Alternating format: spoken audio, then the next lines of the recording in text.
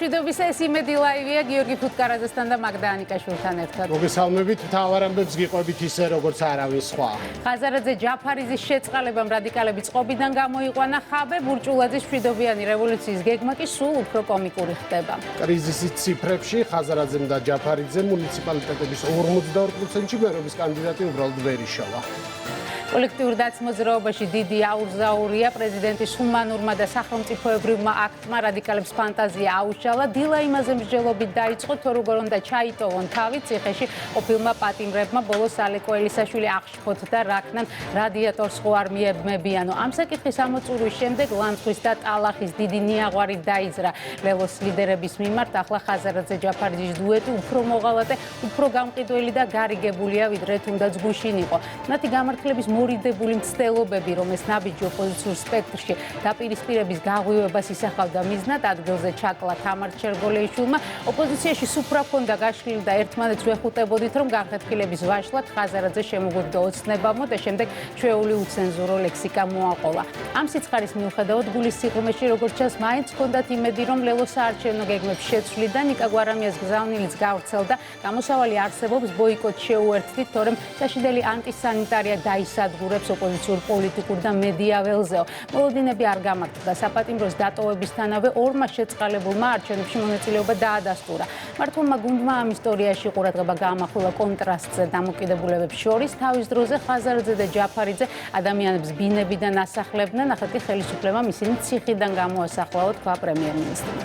დიდი ქალაქების წაგლეჯვაზე ხაზარაძე გახარიას მუხარას საპნის ბუშტივით სკდება, არ იმჩნევენ, თუმცა კოალიციაში კრიზისი თავს არ მალავს. დიდი მცდელობის მიუხედავად ლელო გახარიას გაერთიანებამ, რომელიც თავს ხელისუფლების ალტერნატივად მოიაზრებს, 64-დან 27 მუნიციპალიტეტში მერობის კანდიდატი უბრალოდ ვერ იშოვა. თემაზე კოალიცია კომენტარებს გაურბის და მხოლოდ სტატისტიკის მოწოდებით შემოიფარგლება, თუმცა რეალობის დადასტურება მაინც უწევთ.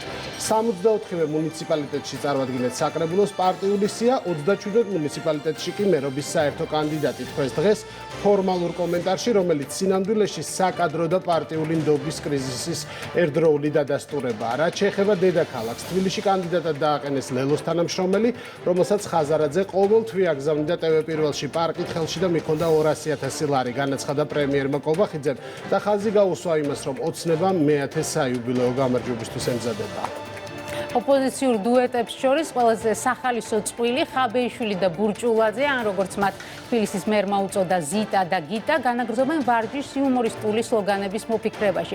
ყველაფერი სატელეფონო არჩევნებით დაიწყო, თუმცა ბოლო დროს დაწინაურდა ოქსიმორონი მშვიდობიანი რევოლუცია. ხან პაატა ანონსებს 2 მილიონი მოსაწვევის ბეჭდვა სავარაუდო ბიზნეს ინტერესების გათვალისწინებით, ხან ხაბე აუწევს ტონს ტელეეთერებში, რათა დაამტკიცოს, რომ თინა ბოკუჩავას ხმის გადაფარვა შეუძლია, ხანაც ამტკიცება, რომ ყველაფერი 4-ში იწყება და 4-შივე მთავრდება და ამ აბსურდულ გამოხტომებზე ნერვები მხოლოდ თამარ ჩერგოლეიშვილს ეშლება. ის თავის სტილში ბრაზობს ოპოზიციური ამორჩევლის მოლოდინების აბიჩად აგდების გამო. ქართულ ოცნებაში ამბობენ, რომ თავად სახელები და გვარები მეტყველებენ, თუ რამდენად სერიოზულად შეიძლება აღვიქვათ ეს ორი ადამიანი. სერიოზულად კი პრემიერ-მინისტრმა განაცხადა, რომ სახელმწიფო დგას თავის ადგილზე და არავის მისცემს არც მშვიდობიანი და არც არამშვიდობიანი დამხობის შესაძლებლობას. ამ კვირის კიდევ ერთი მნიშვნელოვანი თემა NGO-ების ხელმძღვანელების დაკითხვის ამბავი იყო. მაგისტრი მოსამართლის თანდასწრებით გამოკითხულმა ხელმძღვანელებმა თითქმის იდენტური ტექსტებით უპასუხეს საგამოძიებო სამსახურის კითხვებს. სასამართლოს შენობიდან გამოსულები. ჟურნალისტებთან აცხადებენ, რომ ნიღბები და სხვა ინვენტარი მხოლოდ საკუთარი თანამშრომლებისთვის შეიძინეს, მაშინ ვინ ხარჯავდა რუსთაველზე დარიგებული ინვენტარის შესაძენად ფულს, კითხვაზე გამოძიებამ უნდა უპასუხოს.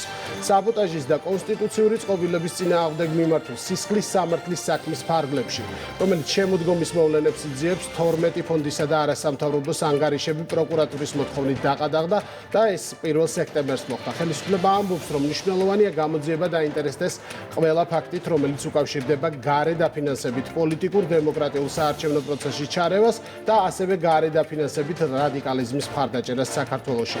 უცხოურ დაფინანსებას ისინი იყენებენ პოლიტიკური მიზნებისთვის. არ შეიძლება საზღვარგარეთიდან ფინანსდებოდეს პოლიტიკა საქართველოში. ეს არის კონსტიტუციური სტანდარტი არა მარტო ჩვენს ქვეყანაში, არამედ ნებისმიერ დემოკრატიულ სახელმწიფოში, თქვა პრემიერ-მინისტრმა. პარლამენტის თავმჯდომარის მოადგილე ნინო წილოსანია დღეს იმედი ლაივის სტუმარი. საღამო მშვიდობისა.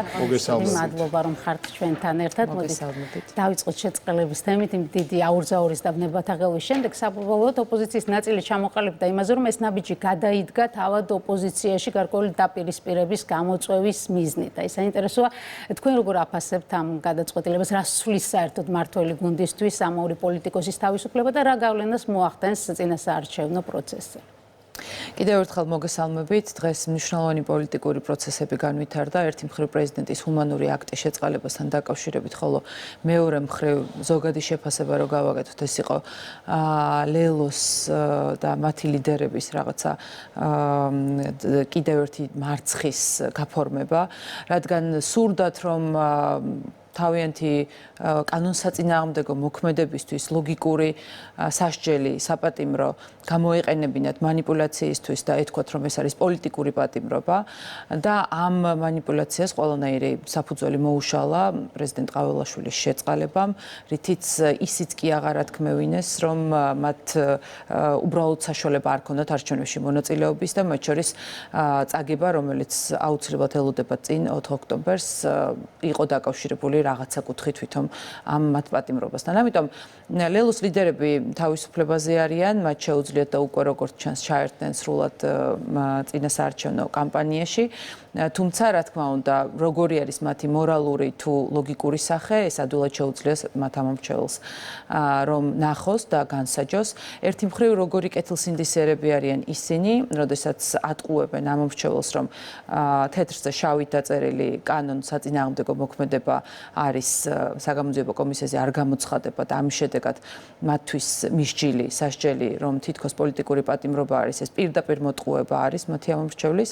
მეორე მხრივ მათი მორალური სახე არის ის, რომ სწორედ ასეთი უპასუხისმგებლო ლიდერების მხრიდან ანგაჟირებული ახალგაზრდები თუ ძველგაზრდები, ვინც იმ აქციაზე მავნებლობას და ექსტრემისტულ აქტივობებს ჩადიოდნენ, მათი ნაწილი სწორედ რომ სასჯელს იხდიან, ხოლო ეს ლიდერები თავისუფლებაზე არიან, ამიტომ როგორი მორალური სახეა, ესეც საინტერესოა.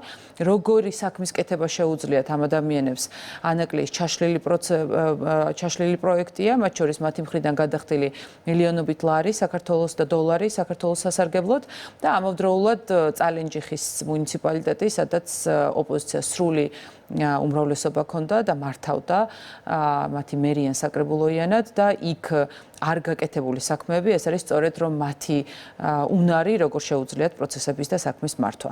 ეს არის ოპოზიციის ზოგადი მოცემულობა. კი ბატონო, თუმცა დღეს ორი ვერსია მოვისმინეთ. ერთი ვერსიის მიხედვით, ანუ გათავისუფლების თემა რო გავაგრძელოთ, ერთი ვერსიის მიხედვით ნაცმოძრაობა ადანაშაულებს ხაზარაძე ჯაფარიძეს, რომ ისინი ხელისუფლებასთან არიან გარიგებული და სწორედ ამ გარიგების შედეგად მათ მოიპოვეს თავისუფლება, რადგან არჩევნებში მონაწილეობა, მათი მონაწილეობა ხელისუფლებას აწყობს. თავად ხაზარაძე და ჯაფარიძე და მათი გუნდი აცხადებს, რომ ისინი არა თუ გარიგებული პირიქით ხელისუფლების მტრები არიან და ახლა ოცნებამ სწორედ მათ დასაზიანებლად შეიწყალა. რომელი ამ ორი ვერსიიდან სწორი?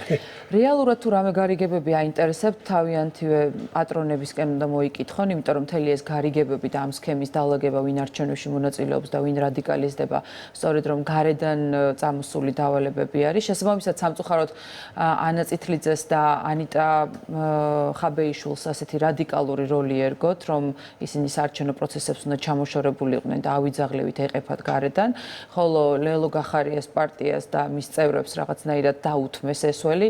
რეალურად რაც ნაციონალურ მოძრაობას ადარდებს და რაც გარკვეულწილად შესაძლოა ლოგიკურიც იყოს, მთლიანი ოპოზიციური ამომრჩეველი გარკვეულწილად ახლა უკვე ლელო გახარიაზე არის მიბმული, რაც ერთი მხრივ ამათ ძალიან დიდ ფორას და უპირატესობას აძლევს, ხოლო რა თქმა უნდა უკვე ნაციონალურ მოძრაობას სრული განულებისკენ მიყავს. რაც შეეხება იმას თუ რა მოხდა, რეალურად მოხდა ის, რომ ჩვენ არანაირი სურვილი არ გვაქვს, რომ არჩევნები რაიმე ფორმით დისკრედიტირდეს.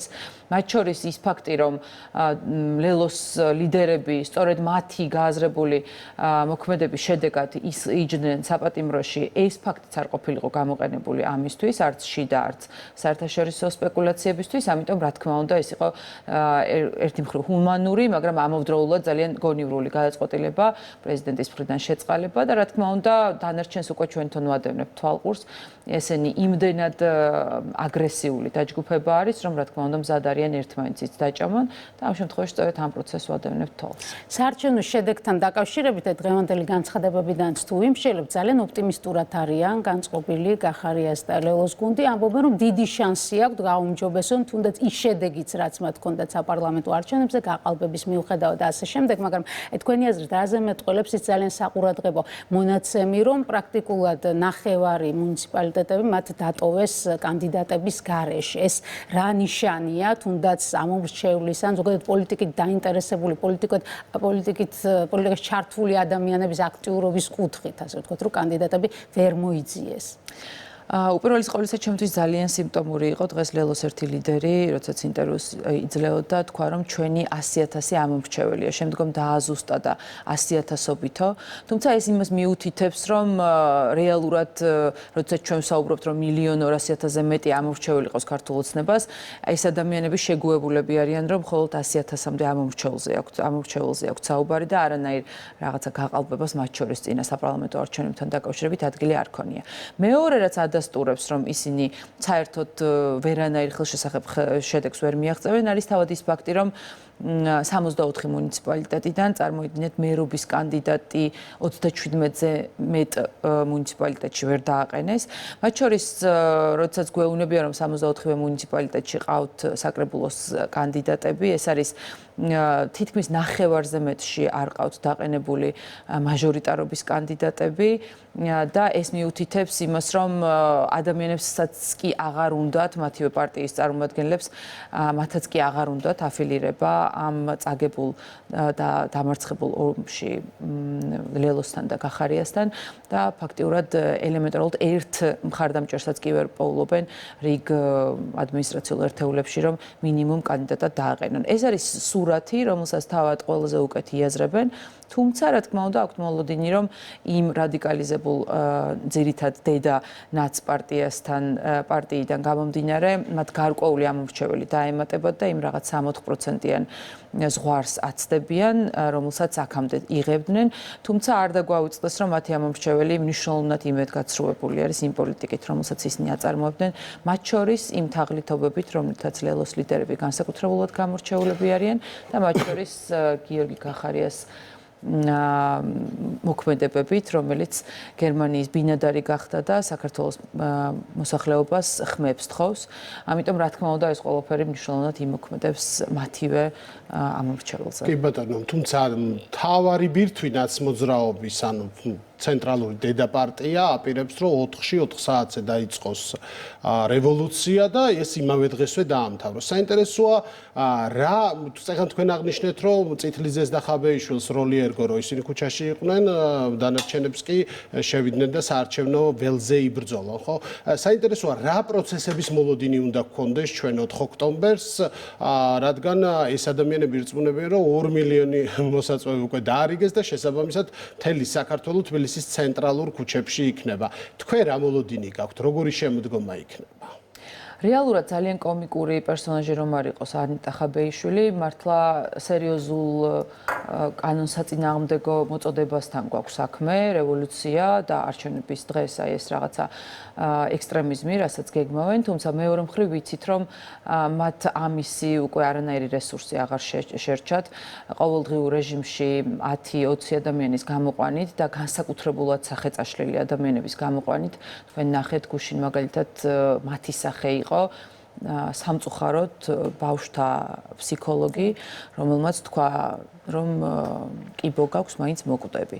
და ეს იყო იმდენად სიმბოლური და იმდენად მათი რეალური სახის მაჩვენებელი, რომ მე ვერ წარმომიდგენია, ვის შეიძლება კონდეს სურვილი, რომ ამ აქციების დროს მათთან აფილირება მოახდინოს. მათ შორის იმ წინა აქციებისგან დღემდე ძალიან ბევრი რამ შეიცვალა გლობალურ ველზე, ბევრი რამ, რაზეც ჩვენ საუბრობდით უკვე, იმდენად ცხადი გახდა, რომ კითხვის ნიშნის ქვეშაც აღარ არის და მათ შორის ის საქმე, რომელსაც პროკურატურა აწარმოებს, ეს არის საბოტაჟის და მტრულ საქმიანობაში დახმარების საქმე, სადაც ყველა კარგად ხედავდით, რამხელა იყო მონაწილეობა იმ ოდიოზური და ყველაზე გაუმჭვირვალე არასამთავრობო სექტორის, რომელიც როგორც თავისი მხრებით, ასევე თავისი ყველანაირი რესურსით მიეკაჩებოდა ამ აქციებს რადიკალიზმისკენ, მასშტაბურობისკენ, ასაზრდოვებდა ამ პროცესებს. და რა თქმა უნდა ეს ყველაფერი ბევრ მათ მხარდამჭერსაც კი უფრო მეტი სიფრთხილისკენ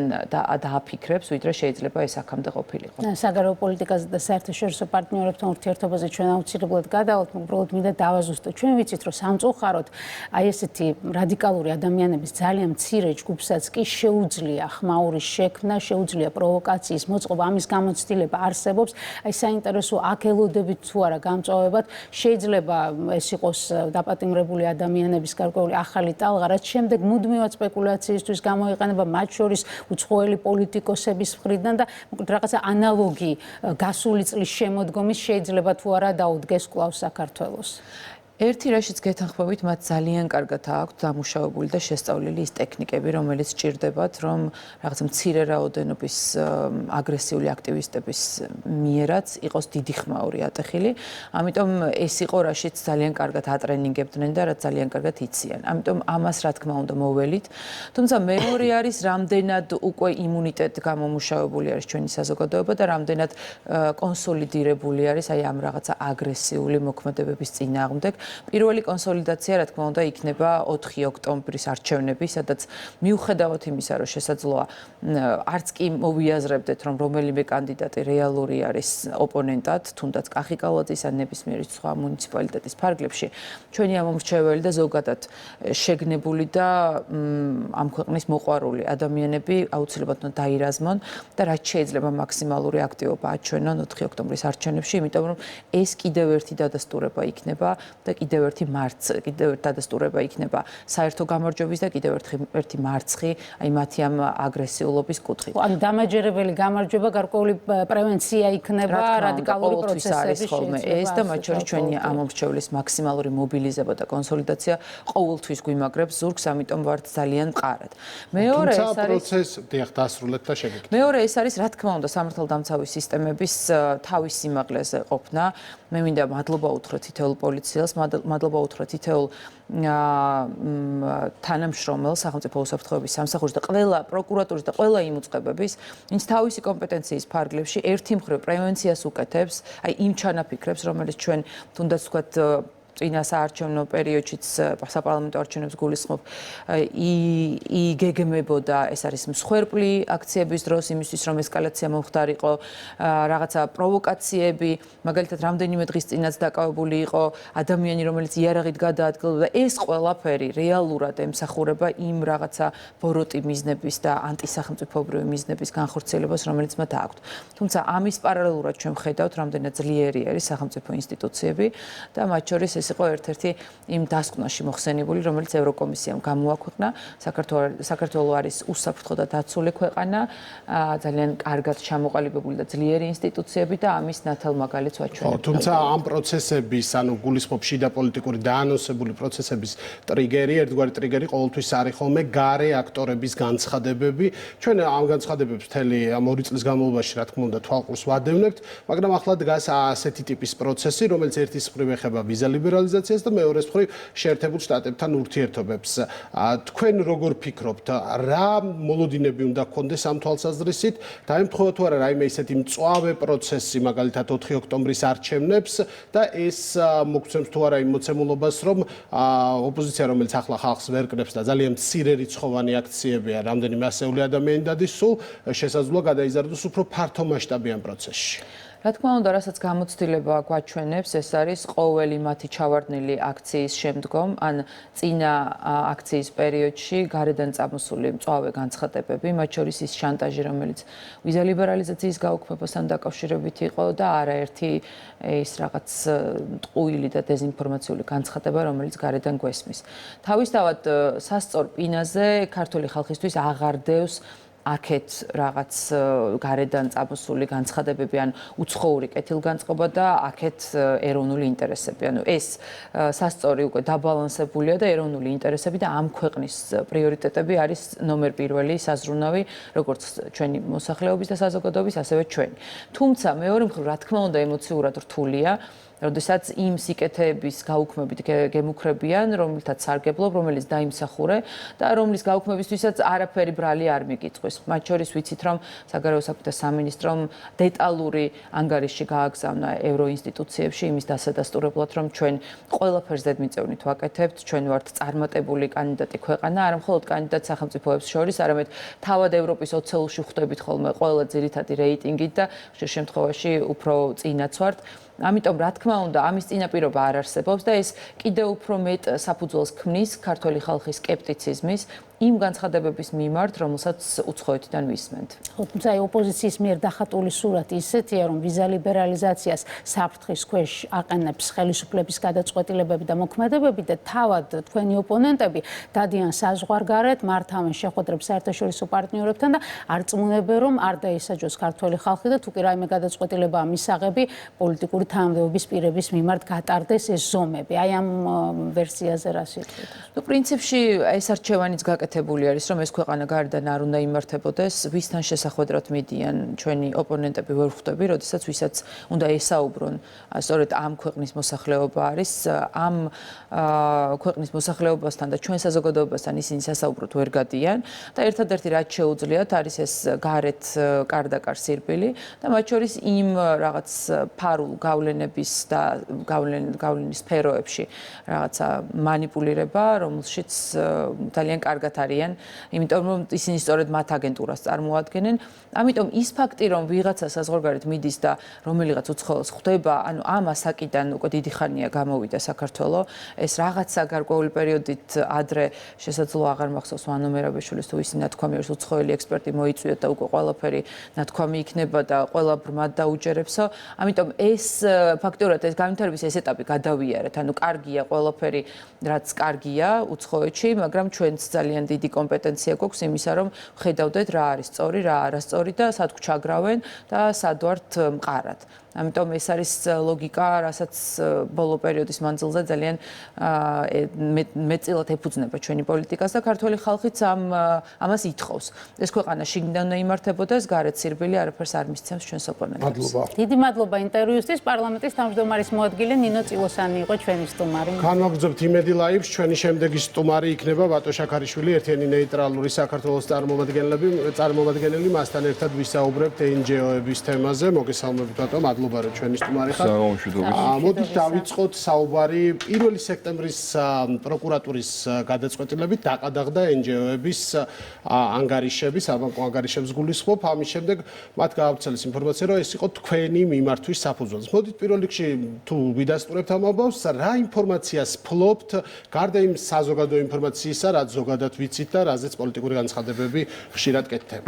საგამომშვიდობის, მადლობა მოწვევისთვის და თემით დაინტერესებისთვის. მინდა წარმატებები გისურვოთ ახალ სეზონში, რადგან ძალიან მნიშვნელოვანია საზოგადოების ინფორმირებულობა და სიმართლით აღჭურვა და სწორედ ამას ემსახურება ჩვენი მოძრაობა ერთიანი ნეიტრალური საქართველო. ერთ-ერთი ძირითადი ამოცანა ამ ეტაპზე არის სწორედ ეს, რომ საზოგადოებას ჩვენ უთხრათ სრული სიმართლე, არ ვემხრობით ნახევარი სიმართლის თქმას, რასაც ხშირად ვხედავთ ხელისუფლების მხრიდან და იგივე ის განაცხადი მიმართვა საქართველოს გენერალური პროკურატურისადმი ემსახურებოდა იმას, რომ საქართველოში ერთხელ და სამუდამოდ აღიკვეთოს აგენტურული ქსელის მეხუთე კოლონის საქმიანობა, რომელიც ძალიან ღრმად იყო შეზრდილი ქართულ რეალობაში, პოლიტიკურ საზოგადოებრივ სივრცეში და მისასალმებელია, რომ საქართველოს პროკურატურა აწარმოებს ინტენსიურ გამოძიებას და გარდა იმ კონკრეტული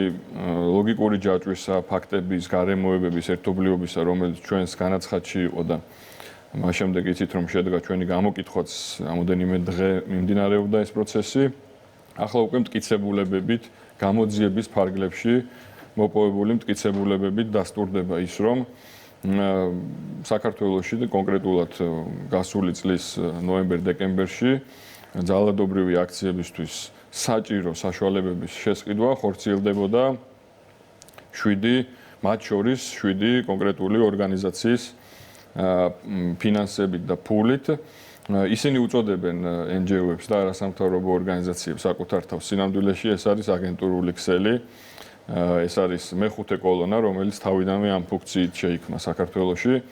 2-3 ათწლეულია ისინი არიან ჩვენ საზოგადოებრივ პოლიტიკურ სივრცეში და ჩვენ ვერ ვნახავთ ვერც ერთ ნაბიჯს, ვერც ერთ ქმედებას, რომელიც მიზნად ისახავდა ჩვენი ქვეყნის და ქართული ხალხის საკეთილდღეო ამოცანას, მაგრამ პირიქით, რა თქმა უნდა, ვნახავთ ჩვენ მთელი ეს წლები თვალს ვადევნებთ ანტიეკლესიურ კამპანიებს, LGBT პროპაგანდას, სახელმწიფო ინსტიტუტების მიზანმიმართულ დისკრედიტაციას, განათლების სისტემის ჩამონგრევას და საერთოდ ყველა იმ საყრდენზე და ფუნდამენტზე შეტევას, რაზეც იდგა და დგას ჩვენი ქვეყანა. ამიტომ საგამოძიებო კომისიის ისტორიული მნიშვნელობის დასკვნასთან ერთად პროკურატურაში მიმდინარე გამოძიებასაც უნდა კონდეს და დარწმუნებული ვარ, ექნება ძალიან მნიშვნელოვანი როლი იმაში, რომ ერთხელ და სამუდამოდ ჩვენი ქვეყანა გათავისუფლდეს აგენტურული ქსელისგან. ეს არის საკვანძო იმისათვის, რომ ქვეყანაში შევინარჩუნოთ პოლიტიკური სტაბილურობა, შესაბამისად შევინარჩუნოთ მშვიდობა და უზრუნველყოთ განვითარება. თქვენ ახსენეთ ეს ხარჯები არასამთავრობო ორგანიზაციებს და ამ საკითხში ისინი აქტიური თავის მართლების რეჟიმში არიან და ცდილობენ რომ მთელი ეს გამოძიება, ასე ვთქვათ, მონათლონ როგორც პირბადეების საქმე. ისინი ამბობენ რომ ყიდულობდნენ იმ ინვენტარს, რომელიც აუცილებელი იყო მათი თანამშრომლების და ასე ვთქვათ, მათთან დაკავშირებული მოქალაქეების ჯანმრთელობის და უსაფრთხოების დასაცავად. თქვენი შეხედულება გაგვიზიარეთ, ახლა რას ნიშნავს ეს განმარტება? პირბადეების საქმე, როგორც სისხლიანი სააკაშვილის მიერ საქართველოს ბიუჯეტის გაძარცვა პიჯაკების საქმე, ხო? ეს კიდევ ერთხელ ადასტურებს, რომ ეს ერთი ცენტრიდან იმართება, ერთი PR ტექნოლოგიები არის, ერთი პატრონი ყავთ და მე აღარ გავამახვილებ თქვენის ნებართვით ყურადღებას იმ 7 ორგანიზაციაზე და არაერთ ორგანიზაციაზე, რომელიც პირდაპირ კიდევ ერთხელ მეორდები არის აგენტურული ქსელის ერთი ფრთა. აქ მნიშვნელოვანია მათი პატრონები, ხო? ვის გულისხმობთ პატრონებში? ეს არის საინტერესო. მე არ გულისხმობ, ეს საჯარო ინფორმაცია, რა თქმა უნდა, ნაწილი ვნახეთ მტკიცებულებებით პროკურატურის მიერ, რომელიც გამოძიების მეშვეობით მოხდა მათი მოპოვება და საჯარო განცხადებები და ვიცით ვინ არიან მათი დონორები და ვებგვერდებიდან ამოღებული ინფორმაციით მინდა ჩამოთვალო ვინ დგას ამ 7 ორგანიზაციის უკან. ეს არის ევროკავშირი, ეროვნული წვლილი დემოკრატიისთვის, ნედად ცნობილი ფონდი. საქართველოში ნიდერლანდების სამეფო საელჩო, შვედეთის საერთაშორისო განვითარების სააგენტო, იგივე SIDA, გერმანიის საელჩო, ესტონეთის საგარეო საქმეთა სამინისტრო, ევროკავშირის საქართველოსთვის, ჩეხეთის საგარეო საქმეთა სამინისტრო, ნიდერლანდების სამეფო, ნიდერლანდების ჰელსინკის კომიტეტი, ნორვეგიის საელჩო, ასევე USAID, UKAID, NDI, ბრიტანეთის მთავრობა, ამერიკის საელჩო და სხვა ევროპული თუ ამერიკული ფონდები.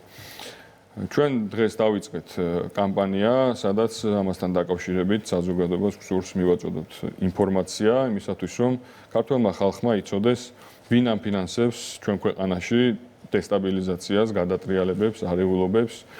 მინდა სრული პასუხისმგებლობით თქვა და ეს არ არის ჩემი რაღაც შეფასების საგანი, ამას პროკურატურის მტკიცებულებებიც ადასტურებს, რომ აი ეკრანზე გადის ახლა. თითოეული ის შაშხანა, რომელსაც იყენებდნენ ჩვენი გმირი პოლიციელების წინააღმდეგ. თითოეული ის მოლოტოვის კოქტეილი, რომელსაც ისროდნენ პარლამენტის შენობაში, რათა იქ გაეჩინათ ხანძარი, არის ნაყიდი ევროკავშირის ფულით. ეს პროცესები, ეს ცეცხლი რუსთაველზე, გადამწვარი პარლამენტის შენობა და მიზანმიმართული ქმედებები იმისათვის, რომ დამდგარიყო მსხვერპლი, არის დაფინანსებული, ორგანიზებული ევროკავშირის მიერ. შესაბამისად, აქ ჩდება მარტივი კითხვა, შეიძლება თუ არა ასეთ პირობებში კვლავ ეროვნულ ამოცანად რჩებოდეს ისეთი კავშირისკენ სვლა და ისეთ კავშირში გაწევრიანება, რომელიც აი ამ ყველაფერს აფინანსებს ჩვენს ქვეყანაში წლებია უკვე და გარდა იმისა, რომ თუ შეიძლება დავასრულებ, გარდა იმისა, რომ უკვე ძალიან ნათლად და მკაფიოდ გვითხრა ევროკავშირმა ჩვენ დოკუმენტის სახით უკვე რომ რა ფასის გადახდას ითხოვს ჩვენგან იმისათვის, რომ თუნდაც მოჩვენებითად ხაზგასმით მოჩვენებითად მაინც დაგვაწინაუროს ევროკავშირისკენ გზაზე. გარდა იმ ყველაფრისა, რასაც ჩვენ საჯაროდ ხედავთ, ასევე მნიშვნელოვანია და ეს კამპანიაც ამას მოემსახურება, ეს არ იქნება ერთჯერადი და მხოლოდ იმას არ ამხელს, რაში იხარჯება ევროკავშირის ფული, არამედ მიზნად დაისახავს იმას, რომ საზოგადოება მიცოდეს, რა ხდება შიგნით ევროკავშირში, ევროკავშირის წევრ ქვეყნებში, სოციალურ-ეკონომიკური მდგომარეობის შესახებ, უსაფრთხოების შესახებ, სხვა ისეთი ფაქტების შესახებ, რომლის ანალიზიდან გამომდინარე ჩვენ უნდა გადავწყვიტოთ, ხო? გვინდა თუ არა რაღაც კავშირის წევრობა. საერთოდ ზოგადად რატო უნდა გინდოდეს რაღაც გაერთიანებაში შესვლა, ხო, რომ იქ შესვლით ჩვენმა ქვეყანამ, ჩვენმა ხალხმა მიიღოს სარგებელი. მაგრამ მაშინ როდესაც არსებობს პასუხი, ბევრი გამოკითხვის შედეგი, სადაც მოქალაქეთა დიდი უმრავლესობა, მინიმუმ 2/3 მხარს უჭერს ევროკავშირში გაწევრიანებას, ასევე რეფერენდუმის შედეგი, სხვადასხვა კვლევები. თქვენ როგორ ფიქრობთ, ანუ ეს შედეგები არ ასახავს რეალობას და ქართული ხალხის განწყობებს? პირდაპირ გეტყვით, რომ არ ასახავს, ჩვენ მათ შორის დავაყენეთ ინიციატივა, რომ ადგილობრივი თვითმმართველობის არჩევნებთან ერთად მოხდეს პლებისციტის ჩატარება. და ამ ახალ რეალობაში, ამ კონტექსტში დაისვას კითხვა. ჯერ ერთი გიორგი 2008 წელს ჩატარდა ეს პლებისციტი სააკაშვილის ესქრანი რეჟიმის დროს, როდესაც მან გააყალბა არჩევნების შედეგები. ცხადია, ეხლა ბიულეტენი არჩევნების შედეგები გააყალბა და ევროკავშირისა და ნატოს მიმართ ეხლა დამოკიდებულებები არ გააყალბა. ეს ერთი საკითხი. მეორე, აბსოლუტურად განსხვავებული რეალობაა დღეს, აბსოლუტურად სხვა კონტექსტია.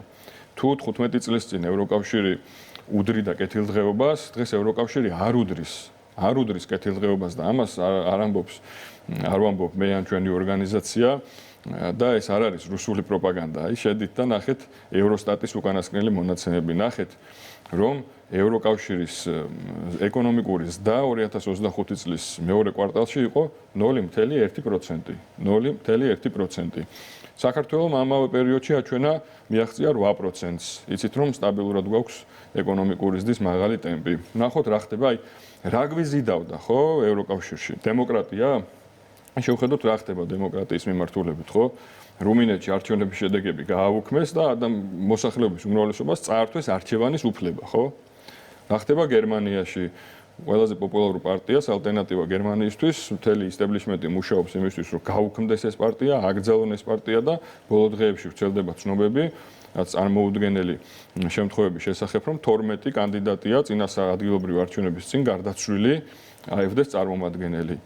უსაფრთხოება, ნახოთ რა ხდება უსაფრთხოების კუთხით, ხო? ეხლა გერმანია, საფრანგეთი, ნიდერლანდები, არაერთი ევროპული ქვეყანა, დედაქალაქები, რომელიც სადაც დღე არ გადის, რომ მიგრანტმა არ დაჭრას, არ მოკლას, არ გააუპატიუროს ადგილობრივი ბავშვი, ქალი და არ ვიცი, ქუჩაში გასვლა აღარ უნდათ ადგილობრივებს. ხო, ნახოთ რა ხდება საბერძნეთში, აი თქვენი ტელევიზიის საშუალებით გავრცელდა რამოდენიმე დღის წინ ინფორმაცია, რომ საბერძნეთში ამ უძველეს ქრისტიანულ ქვეყანაში, სადაც დააკანონეს ერთნაირსქესიანთა ქორწინება და 17 სხვა ქვეყანაშია კიდე წევრ ქვეყანაში ეს დაკანონებული, ეს უნდა იცოდეს ხალხმა. დემოგრაფიული კატასტროფის წინაშეა და 700-ზე მეტი სკოლა დაიხურა იქ. და შვიდობა გვიზიდავდა ევროპაში, რაც მართლაც იყო, ხო, უწყვეტი მშვიდობა ათწლეულების განმავლობაში. მაგრამ დღეს რა ხდება? ეს კავშირი, ევროკავშირი გადაიქცა ომის კავშირად. და ისეთ რაღაცას გვეუბნებიან მთელ მსოფლიოს, რომ თუ გვინდა გქონდეს მშვიდობა, დაუსრულებლად უნდა ვიომოთ და დავამარცხოთ რუსეთი, ხო? და ამ ფონზე ვხედავთ, რომ რუსეთი ეკონომიკურადაც ძლიერდება, პოლიტიკურადაც ძლიერდება და ევროკავშირი სუსტდება. ამიტომ ამ კონტექსტში სწორედ დაუბრუნდები დაფინანსების საკითხს, როდესაც თქვენ ამბობთ, რომ ევროკავშირის ფული იხარჯება ძალადობრივი პროცესების წახალისებაში. ეს ფაქტია, მაგრამ რატომ მიზანი რა არის? ეს არის საინტერესო, რატომ შეიძლება ევროკავშირი იყოს დაინტერესებული, რომ საქართველოში არ იყოს სტაბილური გარემო? ევროკავშირი არის დაინტერესებული ამ ქვეყანაში მორჩილი ხელისუფლების არსებობით, ხო? ეს აგენტურული ქსელი, ეს ეგრეთ წოდებული NGO სექტორი, რომელიც არაერთხელ ნახეთ ჩვენ რევოლუციური სცენარების ბარიკადებზე, ავანსცენაზე, გვახსოვს ეგრეთ წოდებული ტექნიკური მთავრობა, რომელიც სწორედ აი ამ ადამიანებით იყო დაკომპლექტებული. ეს რას ნიშნავს, რომ ქართული ოცნების ხელისუფლება საზოგადოების ხარდაჭერით და დაკვეთით ახორციელებს ქვეყნის ინტერესებზე დაყრდნობით პოლიტიკას. და ამას კონკრეტული ხელშესახების შედეგები მოაქვს. ხო, ამის არ დანახვა ხო არ შეიძლება. უამრავი პრობლემა თვითონ ხელისუფლება ლაპარაკობს ამ პრობლემებზე. ხედავთ რაღაცა კონკრეტულ ნაბიჯებს, რომელიც ამ პრობლემების გამოსწორებისკენ იდგმება, მაგრამ დიდ სურათში ხო შეუძლებელია იმის არ დანახვა, რომ აი ამ სოფლიო турბულენციაში, აი ამ ხელა ზეწოლის პირობებში ჩვენი ქვეყანა ახერხებს ერთის მხრივ მშვიდობის შენარჩუნებას, ქვეყნის შიგნით პოლიტიკური სტაბილურობის უზრუნველყოფას და ეს ყველაფერი საბოლოო ჯამში მიდის იქამდე, რომ ჩვენ ქვეყანას აქვს სოფლიოში ერთ-ერთი მაღალი მაჩვენებელი ეკონომიკური ზრდის კუთხით. ეს ჰაერიდან არ მოსულა. ეს კონკრეტული ნაბიჯების, კონკრეტული პოლიტიკის შედეგია და მათ შორის დაუბრუნდები მთავარ საკითხს დღეს რაზეც საუბრობთ, საზოგადოების ინფორმირებულობა, საზოგადოების შეიარაღება რეალობით ინფორმაციით. მართალია ჩვენ ამის უფლებას არ გვაძლევენ, რომ რეალობას გაუსწოროთ თვალი და ხდება ამაშიც უდიდესი ფულის დახარჯვა პროპაგანდა, რასაც ქვია კლასიკური პროპაგანდა იმისთვის, რომ ადამიანებმა ვერ გაიგონ სიმართლე. ჩვენ სწორედ ამას ემსახურება ეს კამპანია, რომ ადამიანებმა არ იცოდნენ ნახევარი სიმართლე, არამედ თვალი გაუსწორონ რეალობას და ისე მივიღოთ ყველამ ერთად გადაწყვეტილება. ეს რა თქმა უნდა, ამას ჩვენ ვერ გადავწყვეტ, ჩვენი ორგანიზაცია ვერ გადაწყვეტს, მაგრამ ჩვენ გვაქვს ხალხთან კონტაქტი, ჩვენ გვძნობთ რა მოთხოვნა და რა დაკვეთა ხალხში და საგარეო პოლიტიკის მიმართულებით არის ეს აცდენა ქართული ხალხის ნებასა და ხელისუფლების რიტორიკას შორის, იმიტომ რომ არ შეიძლება დაუსრულებლად ვიძახოთ, რომ მივდივართ ევროკავშირისკენ 2030 წელს თითქოს იქ რაღაც ედემი დაგვხდება, მაშინ როდესაც ყველა მონაცემი, ყველა ფაქტი, ყველა გარემოება მიუთითებს იმაზე, რომ ვითარება კიდევ უფრო დამძიმდება ვითარება, შესაბამისად ჩვენ ძალიან მალე იმისათვის თუ გვინდა რომ გადავრჩეთ და განვითარდეთ, უნდა გამოვიდეთ ამ შიგევროპული ისტერიიდან. დიდი მადლობა ვატო შაქარიშვილი, ერთიანი ნეიტრალური საქართველოს წარმომადგენელი იყო ჩვენი სტუმარი. მადლობა რომ გვიყურებთ და მომავალ კვირაში დაგიბრუნდებით. ნახვამდის.